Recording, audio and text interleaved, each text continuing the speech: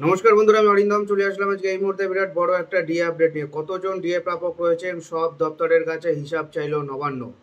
Supreme কোর্টের নির্দেশ কার্যত করতে উদ্যোগ। সব দপ্তরকে পৃথকভাবে ডিএ প্রাপকদের সংখ্যা জানাতে বলা হয়েছে। সেই ক্ষেত্রে বর্তমানে কর্মরত কতজন ডিএ পাওয়ার যোগ্য, সঙ্গে কতজন অবসরপ্রাপ্ত কর্মী এই ডিএ পাওয়ার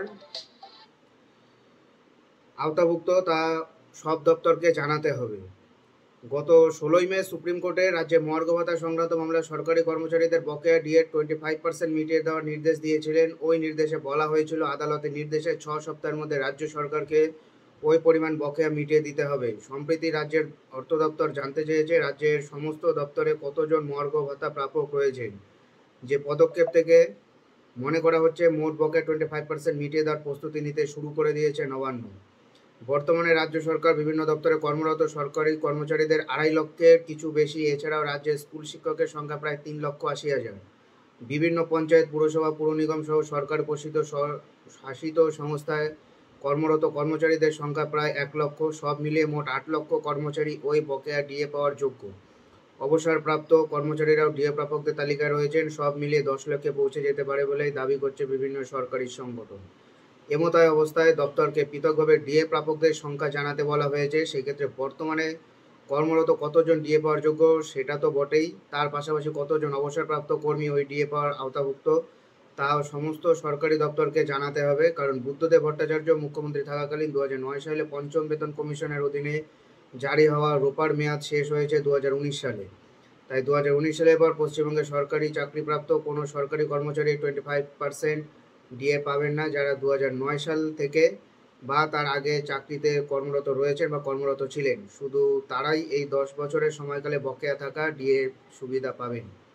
তার সঙ্গে 2009 সালের পরের 10 বছরে নিযুক্ত সরকারি কর্মচারীরাও নিজেদের সময়কালের ভিত্তিতে এই ডিএর সুবিধা পাবেন। 2016 সালের এসএসসি প্যানেলে যে সমস্ত শিক্ষক চাকরি পেয়েছিলেন, সম্প্রতি তারা সুপ্রিম কোর্টের নির্দেশে চাকরিহারা হয়েছেন। চাকরিহারা শিক্ষকেরা এই ডিএ পাবেন না বলে নবান্ন সূত্রে খবর।